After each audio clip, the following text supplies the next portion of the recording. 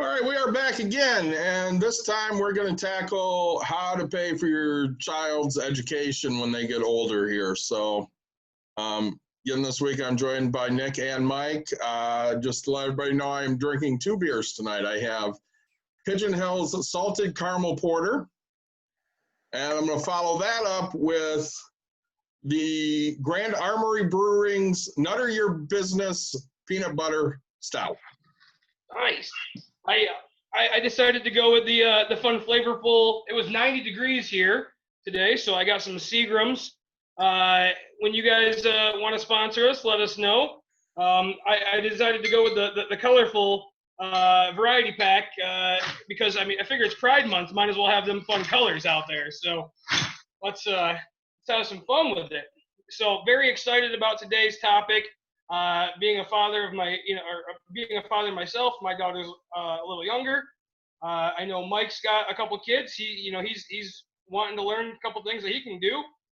And David, he can tell us what he did or didn't do for his kid, who is in college right now currently. So very excited about the knowledge that we have here today. Yeah, Mike, what are you drinking? I'm mixing today. I'm drinking Bell's Kalamazoo Stout and a Star Cut cider from Shorts Brewery. Oh, I love Kalamazoo Stout. Excellent. So we're going to just dive right in and, hopefully we'll hit the biggest question areas for how to pay for school, what to do, when your child's reaching that age, what worked for me.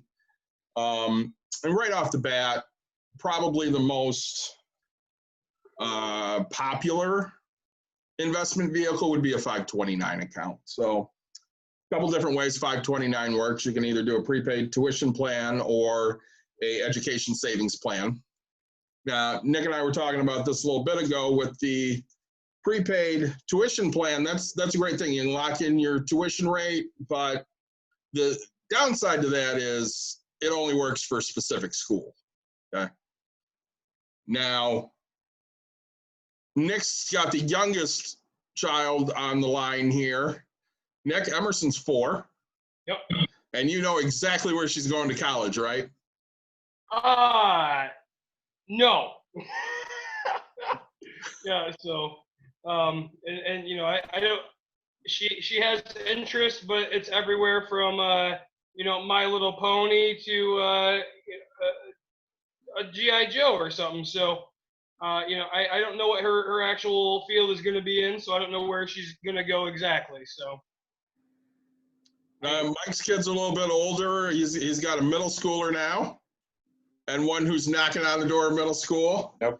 Mike, you know exactly where your kids want to go, what they want to do, right? Definitely. I know exactly what they're going to do. Yeah. My son is pretty adamant, and he's been adamant for about 1.5 years now that he wants to be a chef. So, I've told him, there are good community college programs in this area for, in the culinary arts. So hopefully, if he does decide that's what he wants to do, does something like that that's not only local but cost effective and everything. Yeah, Grand Rapids Community College has one of the highest rated for such a cheap price. So yeah. That'll be awesome if he can get that. So one of the top rated in the country. Yeah. Mm-hmm. So 529s, there's some pros and cons to them. They do carry associated fees. There's plan fees to open them. There's different fees, to maintain them yearly. So they can tend to be higher than some other vehicles. Still, they're a great way to help finance that education for your children. So when we're really looking at things, with 529s, you put the money in. If you do the education savings portion of the plan, they can go wherever they want to go. Yep. And you can take that money and use it for school. So there's really no downside to that vehicle unless, say, they don't want to go to school. Sure. And if they don't, then you're paying your taxes on it. right? It's something I look into more because of the fact that I don't know where my kid's going to go to school, whether it's in state or out of state. One other thing to bring up though with in state, we're from Michigan, all of us, and with the 529, any money in your 529, because Michigan has the Michigan Education Trust, all the money that goes in there is you don't pay taxes on it when you pull it out to use it.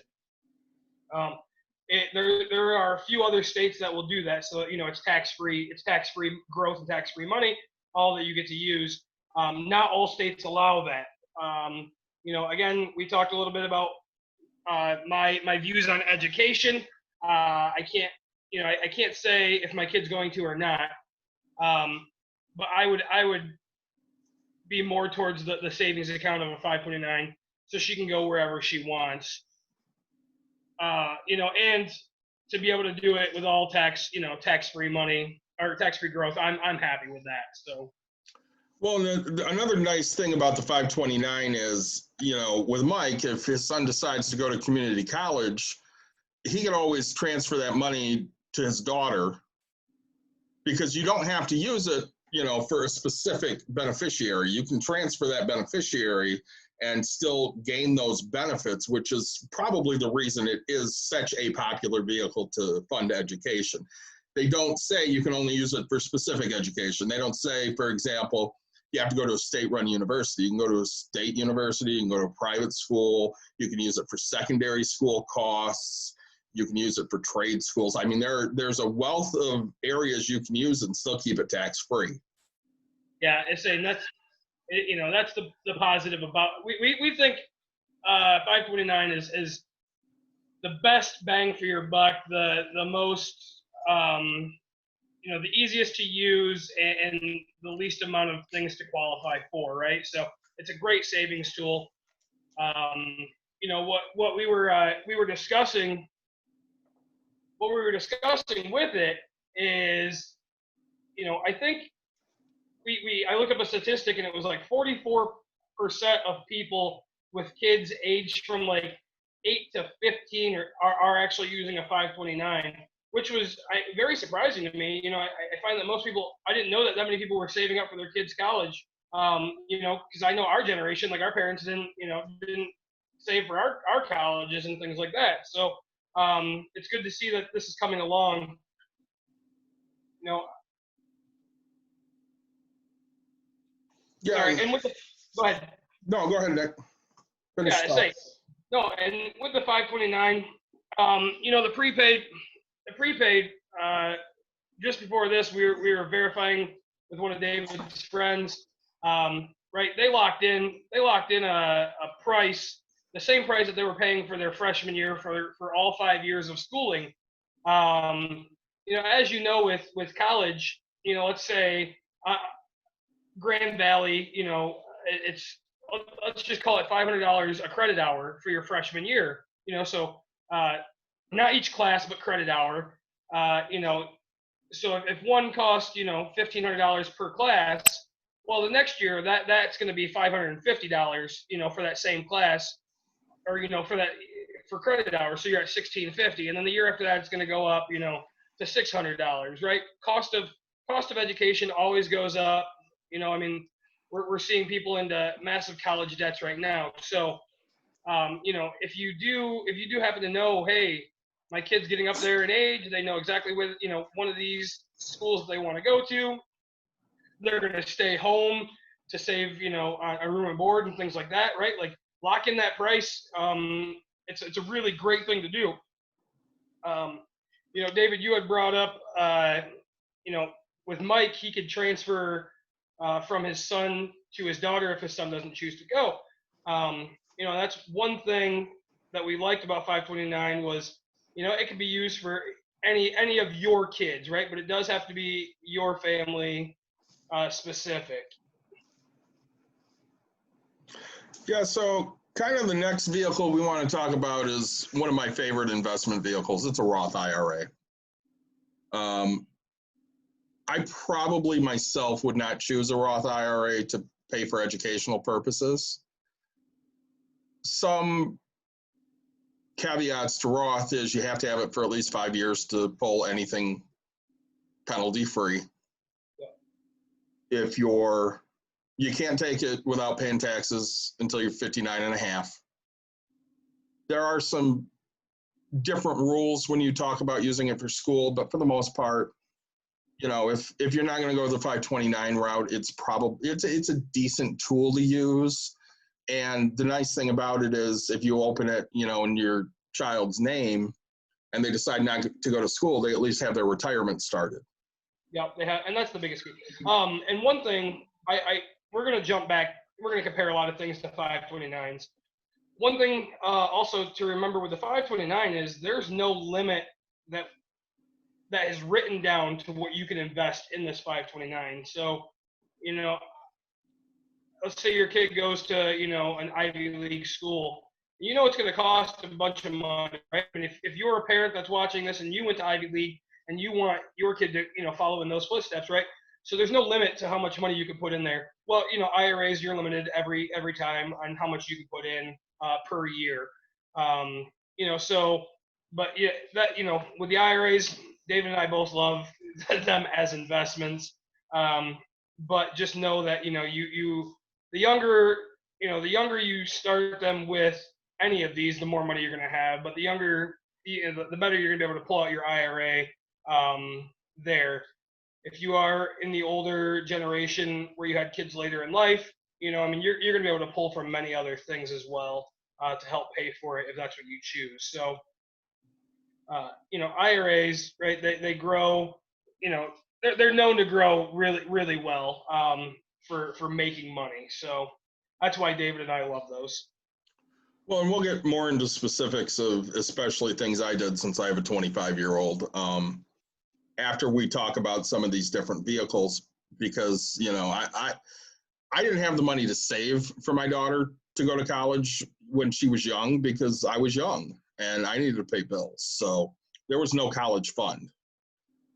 But we got really lucky. We found ways to pay for things, and she's got, obviously, you know, if you've watched any of our other episodes, she has no debt. So she's going to school. She's going to be debt-free when she graduates. And that's the ultimate goal of what we're talking about here is we want to give your kids a vehicle where they're debt-free by the time they graduate, because graduating with $100,000, $150,000 in debt, that just means you're going to take a lower paying job just to get stuff paid. And you're going to be paying on those loans for decades. And you know, to say even if it's not debt free, you know, it's a heck of a lot farther, you know, heck of a lot closer ahead to being out than the struggle. Yep. You know, I have a good friend of mine who's a doctor. His parents paid for all of undergrad, right? Then he became a doctor. So that's, you know, 10, 12 years worth of schooling. And, you know, so he had to pay for, you know, his doctorate and everything above, you know, masters and doctorates and all that. So, you know, but Uh-oh, Nick froze. sorry about that. Nope, no problem. Nope. So, you know, but so every little bit kind of helps in this situation. And, you know, we just want to be able to give it so that way your kids have options to not make decisions right away that you know, again, like taking you know, a smaller paying job just to make sure that their bills are getting paid, or stop from moving to that next point of life because they owe, you know, $150,000 in debt. We all know people that are into college debt, and you know, it stops them from getting that next, you know, that nicer house compared to, you know, living in you know, a lower end area type of a thing. So you know, debt isn't always the worst thing, but it's great if you can have a tool to help you get through it. So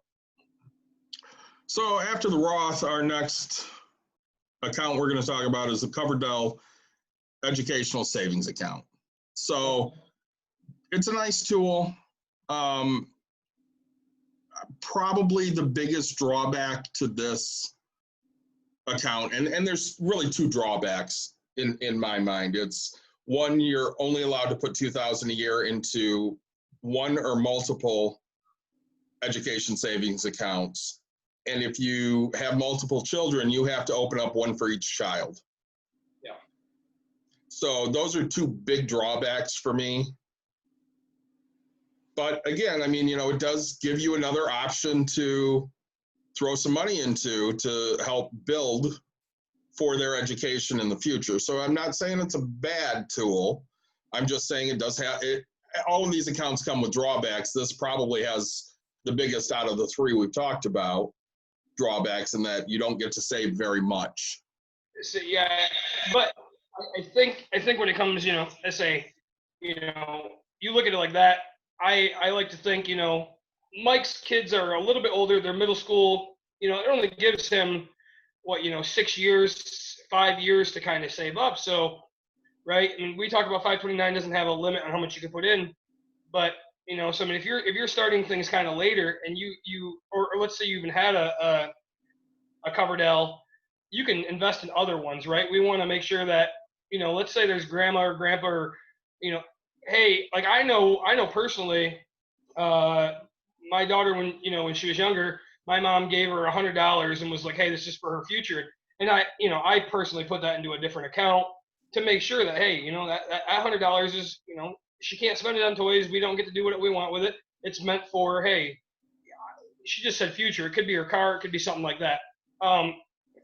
One thing I love about Coverdell and the 529 is it's anything school related, right? So if you need a new laptop, if you need, let's say you're going to be a video editor, which we could use one. So if you guys know one, but so if you're doing that, right, you get Final Cut Pro. You can pay for the software with that, with the money out of that. You're going to become a welder, right? You can buy all your stuff out of this fund, and it's a school related. So it's, again, you're avoiding paying the taxes on it to be able to pay these things off, and the tools that you need to get through school.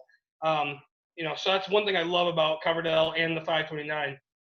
The one thing I want to talk about with Coverdell, though, is you can transfer it to anybody in family. And now family with Coverdell is explained as, honestly, as blood, right? Is how I would describe it. So if you have a niece or a nephew or somebody else, like let's say you don't have kids, or your kids just didn't choose to go to school, you could transfer it to them if you wish. Also doing some research, let's say you don't want to gift them all the amount of money, but your brother has been saving or something like that, they can pay you for that money and stays in the account, and you don't have to pay the taxes on it. So there's a way to kind of get your money back without having to pay the taxes on it, because you were intending for it to be school. So as long as it transfers into another school function, or used for school use, you don't have to pay the taxes. So that's one benefit I see of Coverdell.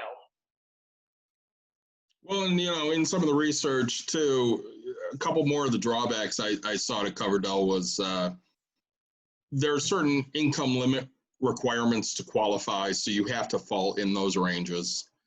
And the other thing that kind of struck me was, if you're using that money, it needs to be used by the beneficiary by the time they're 30.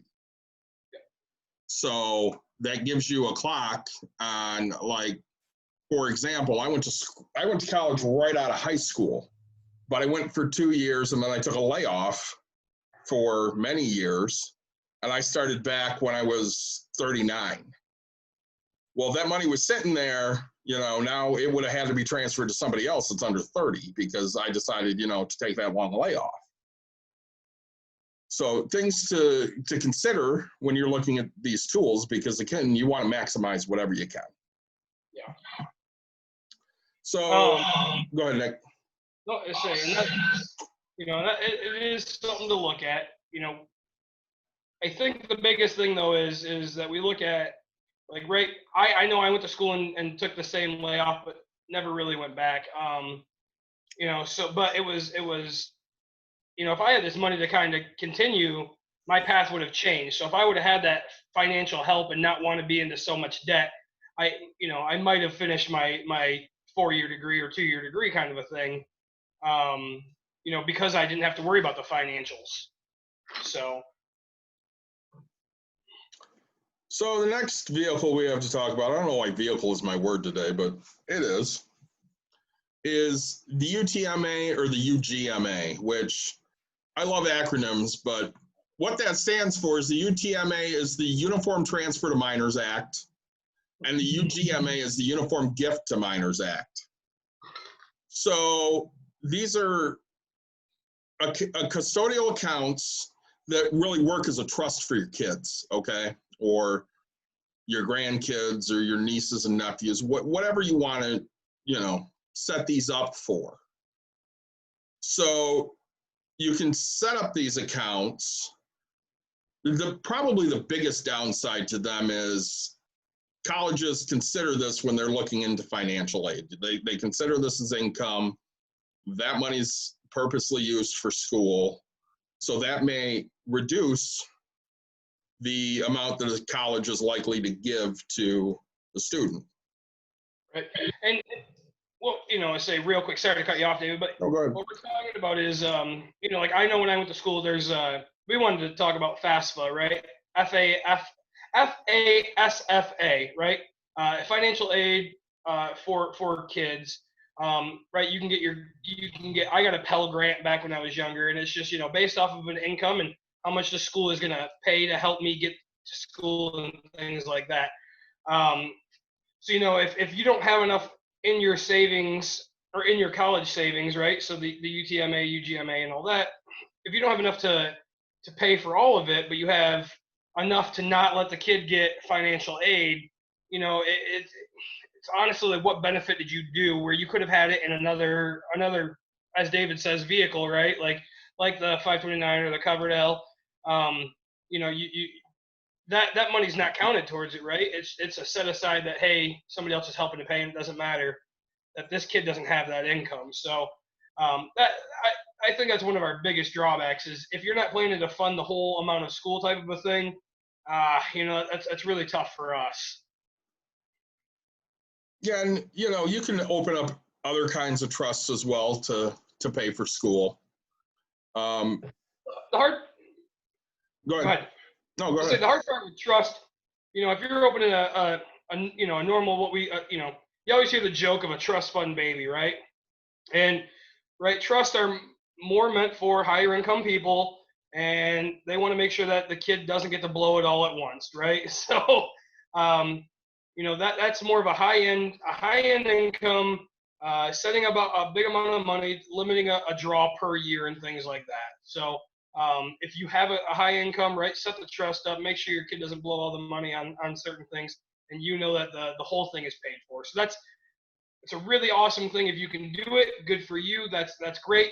If grandma left an inheritance, throw it in there. Make sure the kid can only take a certain amount. It's a really great tool if you can get your hands on it, but it's not for everybody. So we'll get into FAFSAs and scholarships and grants in a minute, and we'll kind of segue into it with this next little piece here. So my daughter's 25. And as I said earlier, when she was younger, I didn't have the money to put away for college because, I was paying bills. So her goal was she wanted to go away to a 4-year school. That didn't end up working out. She ended up at community college for, her associate's degree, which ended up being extremely beneficial to her. So her senior year, she ended up getting a scholarship from her high school for $6,600. That got renewed for 3 years at, I think, $3,000, $2,000, and $1,000 each subsequent year. So they paid her about $10,000 after graduation for her to fund the next step in her life. Because she went to a community college, I could afford to pay for that. So she did not draw on any money to pay for school. I paid for school, I paid for books. She worked and put all that money away for things, she wanted, or her future, or investments. She did the same thing with her scholarship money. At that time, she qualified for no financial aid. The only financial aid she could get was a student loan, which I was flat out against. I won't take a student loan. I didn't want her to be saddled with any student loans. Mike graduated with honors from Albion College. Mike, did you have student loans?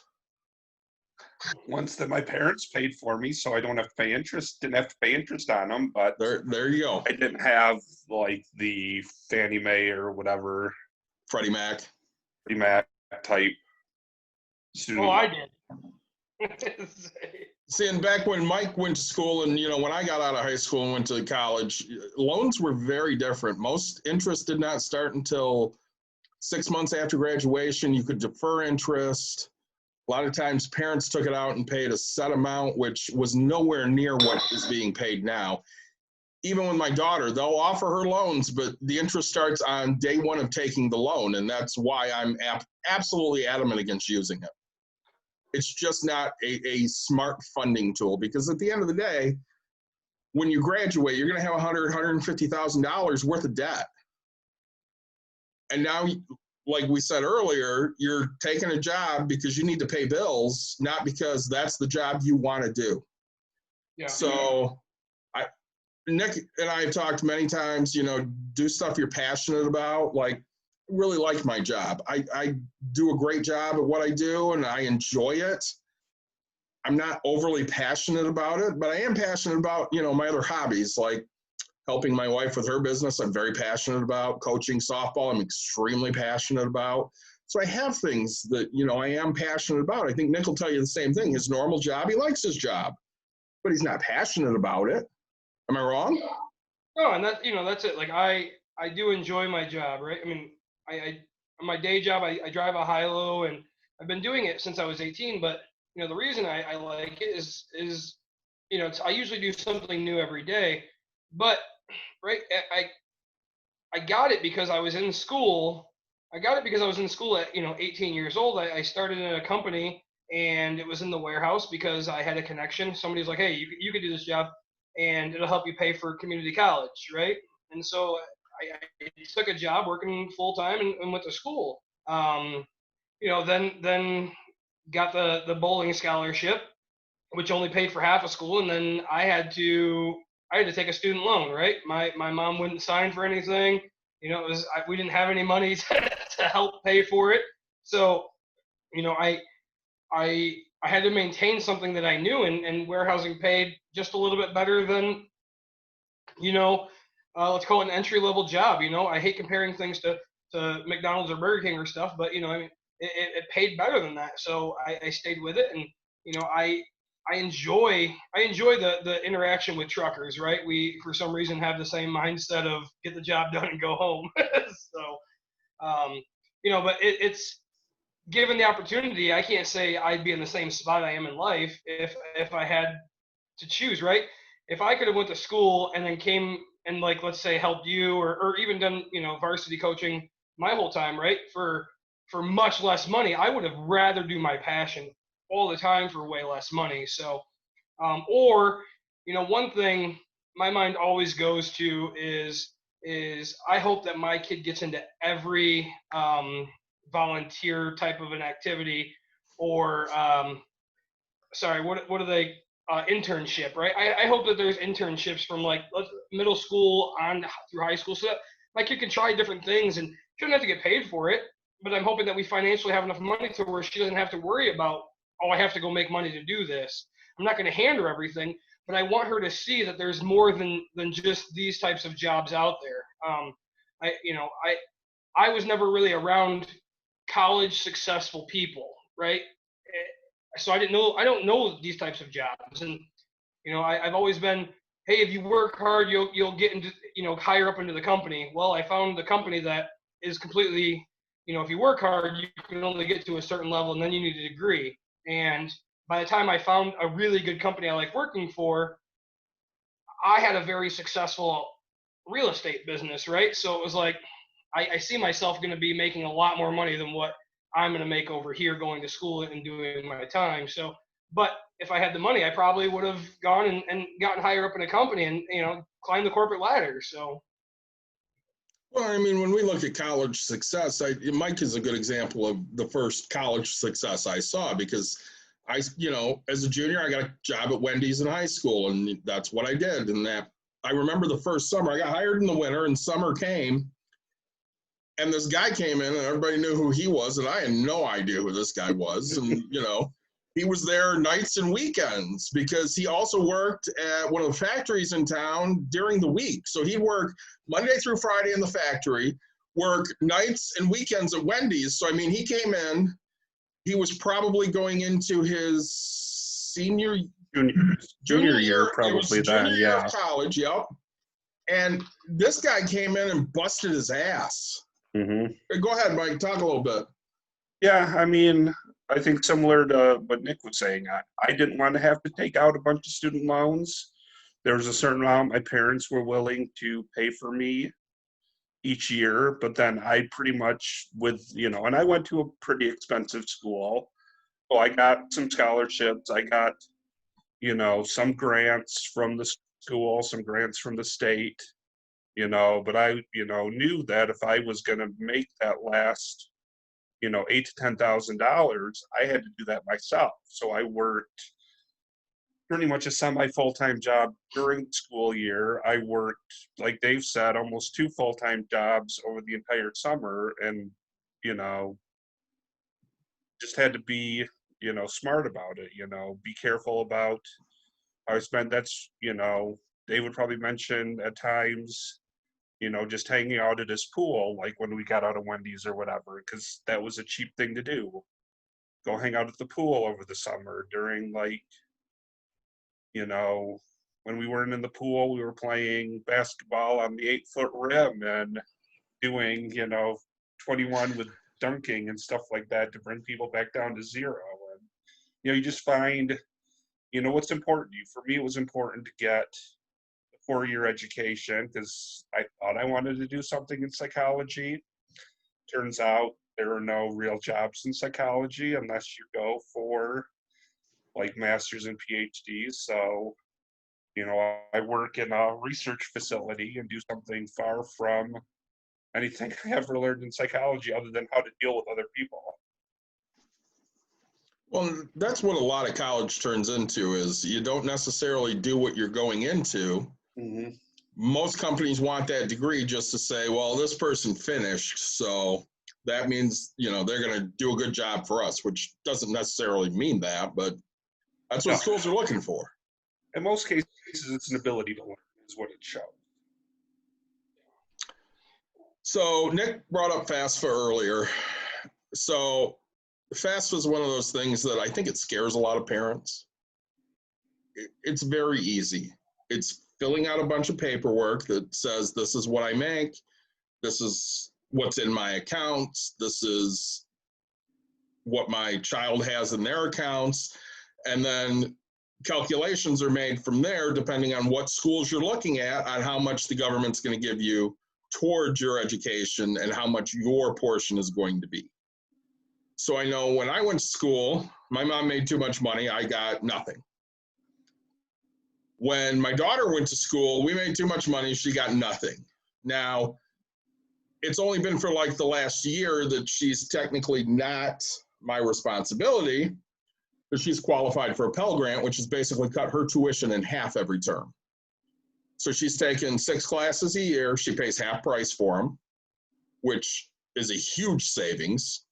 Instead of paying about $950 for one class, she's paying $443. That's a great savings because that you can take just over 2 classes for the price of one. So best time to fill out FAFSA is the earlier the better. You can start filling that out towards the end of every year. They do need your tax information, so you might not be able to fully fill it out, but they can get you pre-registered for everything, and then when you get your taxes done, you can give them that information, pass it along to them. That way they can make their final determinations. And, if you don't make a lot of money and your kids don't make a lot of money, they're going to qualify for Pell Grants or other grants or maybe some different programs or different loan rates. And that gives them the opportunity to hopefully have less debt for college. Yeah, and that's, the easier you can make it, I say I qualified right away for the Pell Grant. I joke about it now, but it's, I asked my mom for her information because she didn't want to help fill it out.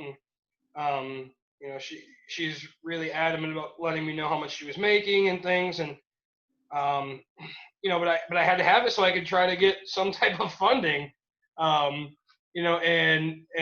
yeah, I qualified for Pell.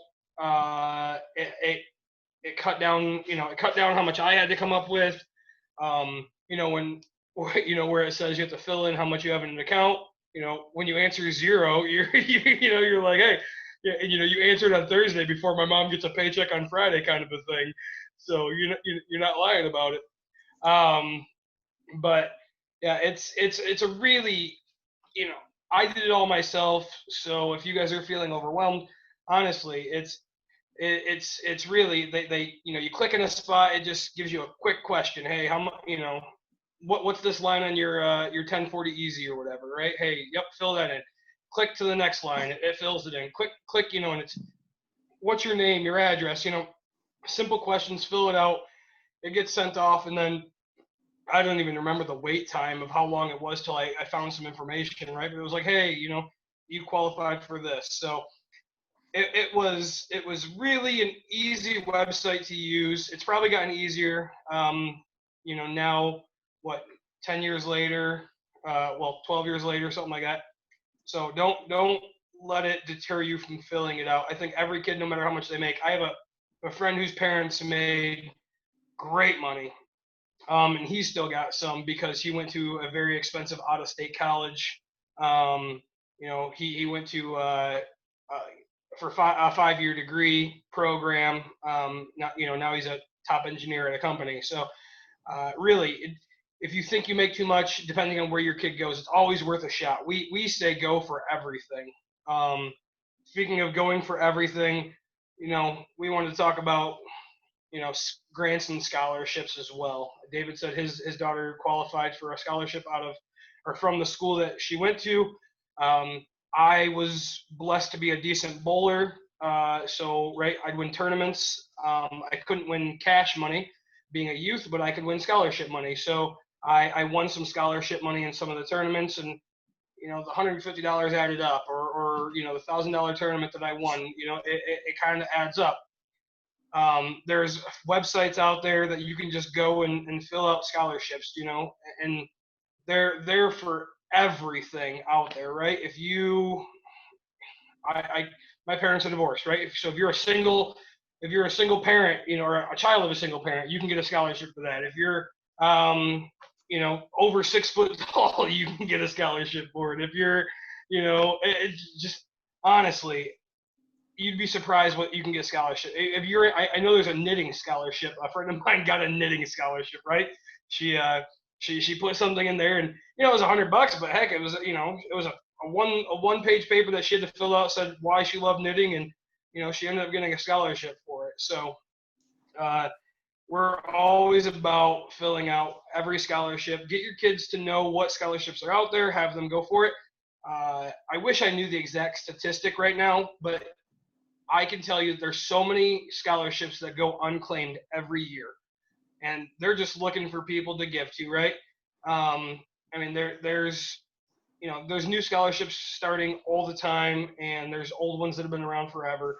Don't just go for the big money ones, go for everything. I think that's the thing I've heard the most from the kids I've coached is they really wish by the time they graduated, they would have filled out more scholarship requests because the money's there. It's just taking the time to do it, and the older we get, the less of a concern with time and money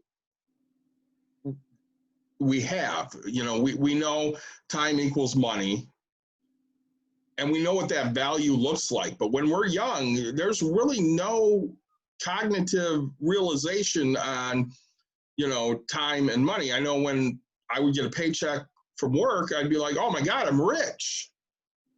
And then 5 minutes later, the $80 I made was gone because I spent it.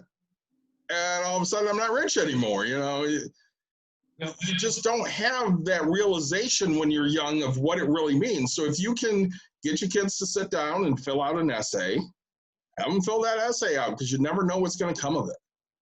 Yeah, I know that's a goal for myself and my wife is, when she gets to be able to write, We're hoping for. I honestly, I want to shoot for at least one a month that she has to fill out. Take a little bit of time and fill out one scholarship application. I'm hoping once a month, right? So for, let's even call it 6 years, 12, 12 a year for 6 years. The opportunity is better than the people that didn't even try to get the scholarship. So those are probably the biggest things we want to hit when it comes to paying for college. Again, 529 if you had kids, it's a great investment tool. Yeah, it's not free, but the benefits far outweigh the negatives when it comes to it.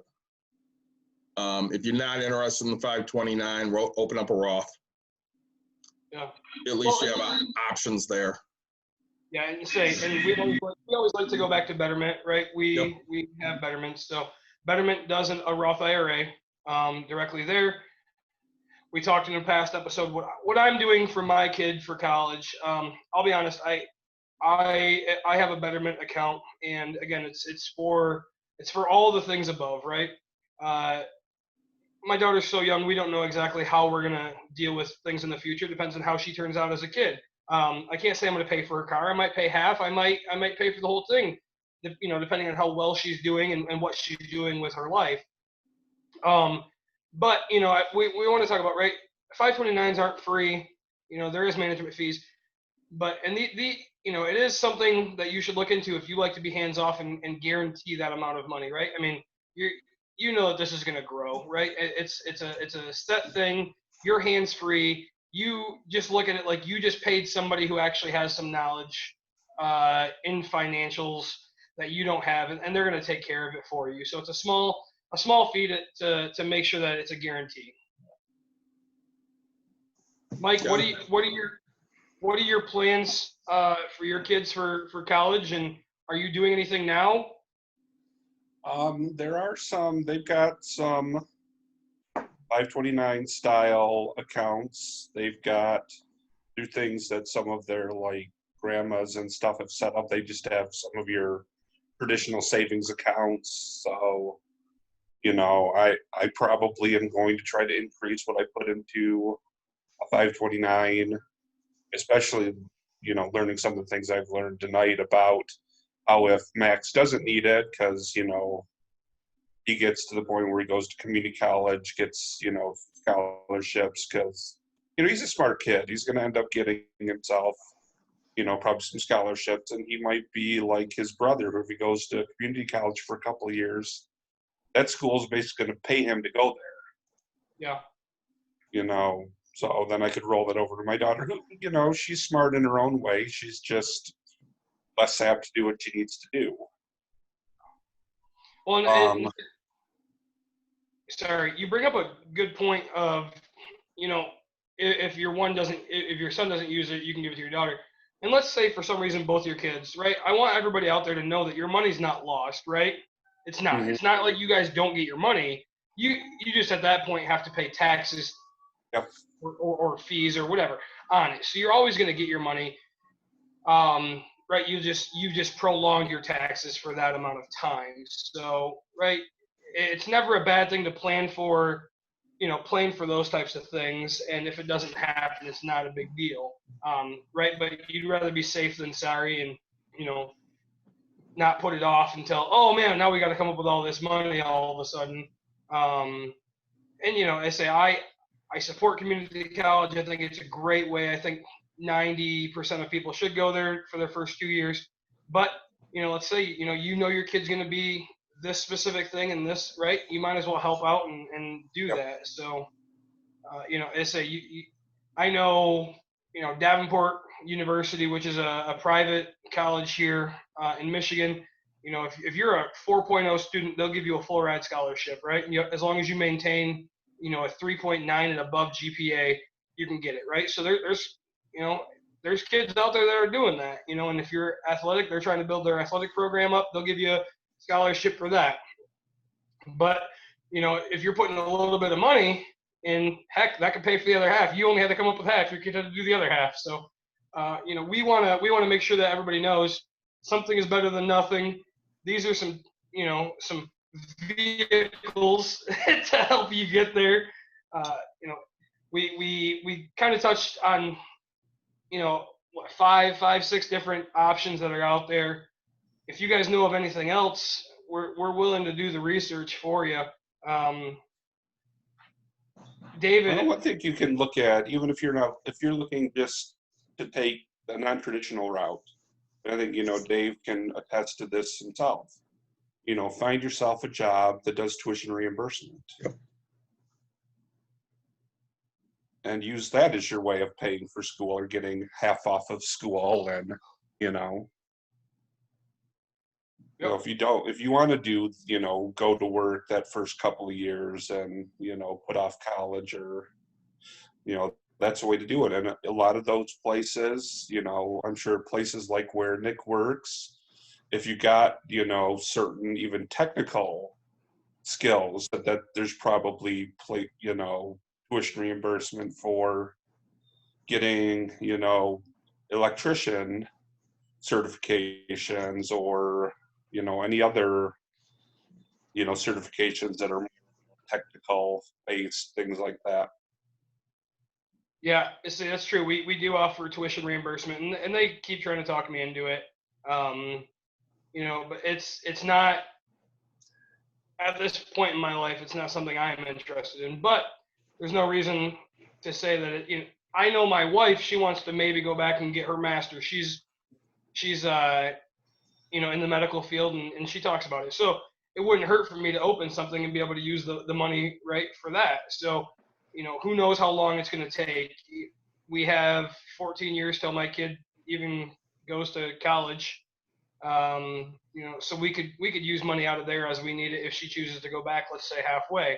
I still have money that I can spend on my kid. So they're if you yourself are thinking about it, and if you yourself are even thinking about it right now and you're like, hey, I'll do it in a couple of years, heck, why not invest for it so that way the money is not the issue later on.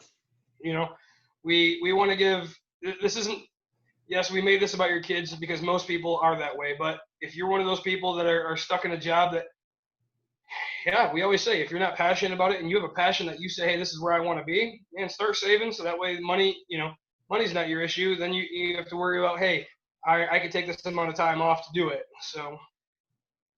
Well, I think the most eye-opening thing for my daughter, because, I said it earlier, she wanted to go to a 4-year school. She had the school picked out. At her open house, she had at least 3 former classmates, teammates come up to her and basically say, listen, I wish I would have gone to community college because I have so much debt right now. And they, went to Grand Valley or Ferris or, wherever they went. And they were just saddled with mountains of debt because their parents weren't paying. They took out loans to pay for it. So try to graduate with as little bit of debt as possible, and that way you can find something you're passionate about to do. I think that's one thing. One thing my wife and I talk about is no matter what, as long as you impact the world, right? And I don't look at my job as I impact the world, right? I don't know if Mike looks at his job like he impacts the world, or David, but all of our side things that we do, right? We impact lives, and it's our passions that give us those hobbies, right? Our passion is to impact the world and bring joy or bring happiness or save people type of a thing. So we do this because we love it, right? We want to make sure that we can help everybody get to be that much better than what they had it or what we had it. We didn't have the knowledge. Half the things we talk about, we didn't have the knowledge of until later on in life. And, if I was young and knew all this knowledge, I might have convinced my mom, hey, $20 into an account, we'll sure go a heck of a lot farther. And she would have found it, but, not having the knowledge. So, we talk about, inner cities and things like that. And a lot of those kids don't go to school. And it's like, if these parents knew that there was options out there, how many more kids could we send to school and have a better education? So. Nick brings up a great point when you talk about impacting the world. I know there were times Nick bought pizza and handed out pizza to homeless people. because my wife paid for some of that pizza. She said, hey, Nick's doing this awesome thing. I know with Mike and I, you know, when we go and throw on our Star Wars costumes and run around trooping, our favorite thing is, you know, going to the hospital. Or it just popped up in my memories the other day. Him and I last year went to one of my absolute favorite events. It was Visually Impaired Sports Day.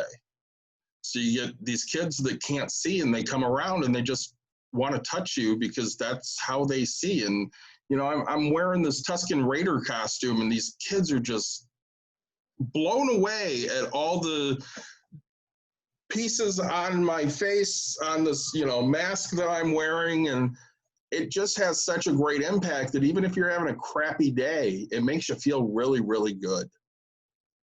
And at the end of the day, that's what it's about. It's about helping other people. We're very passionate about helping other people. It's why I coach. It's why Nick coached with me and on his own. I really want, you know, younger generations to learn and have it easier than what we had it. Yeah. That's the biggest key for me is I don't want to say it's easier, right? Because I'm not going to hand my kid, I say it all the time, I'm not going to hand my kid everything. But when she has a question, I want to be able to have that answer, kind of a thing, you know? Like, again, we talk about FAFSA, and I come from a family, again, of no college people. I have one uncle who took quite a few years to get his degree. He graduated. It took him forever, but he was the first in the family. I have an aunt that has a degree as well. But she did it later in life, and it just, you know. But her two kids have gone to college. But like nobody else, and you know, I have 15 cousins or whatever, and you know, 3 of them have college education, right? The rest of us are the people that are working class, and you know, so if there's the opportunity to just get that much farther ahead and help out, that's what we want to do. We want to make sure that, you know, we're not putting all the stress on one person. Because I know, honestly, my college was stressful to me, right? We talked about it. I went to school because back then you had to go to school full time to stay on your parents' health care, and you could only, after 18 years old. So basically, once I graduated, I either had to go to college full time to continue to have health care, or go find a job like in a warehouse or whatever to have my own health care. So I went to school and did the job, but didn't get, you know, I was a temp, so I didn't have to worry about getting the healthcare thing. But it's all those things that, you know, I don't want to have to be forced into something. I'd like to be able to choose something someday, right? I'm at this point right now in my life. My wife and I just had this talk just the other day. You know, I'm not working right now, and if something happens, I've set myself up in a way to where I don't have to run out and grab this job that pays little. I can take an extra 2-3 weeks to figure out what I want to do in life. So if you guys can give that to your kids, why not, right? Why not give them the option to see what's out there? Why not let them intern or go to school and say, hey, you know, the more I talk to people, the more I find out what their parents did. And I'm like, man, they're successful. They're not successful in my eyes financially, right? So you can make 20 a year, you can make, you know, 200,000 a year. And it's, hey, this is finding those options, right? Yep, so I think that pretty much wraps us up for this week. I hope that, you know, you're taking something out of this. If we didn't answer your questions, ask us questions, because that's what we want to do. We want to find your answers and give you the best tools you can to move forward. So we'll figure out what we're talking about next week, and Nick and I will be back next week. I'm sure Mike will join us as long as he's free. Maybe we'll get Ummer back on the call. Nick, you got anything to leave him with? Yeah, of course. Every week, right? So we're done with the colors, but so this one was like, this one was subscribe, and this one's share, right? So like, subscribe, share, tell your friends. If you guys have things that you want to learn about, let us know. We're gonna touch on that topic. I know that we're gonna do a real estate episode soon. We're gonna throw some polls out there, so guys, again, anything you can do to help us get the word out that we're trying to help other people, please do it. Mike, All right. have a good night. Good night. Good talking to you guys as always.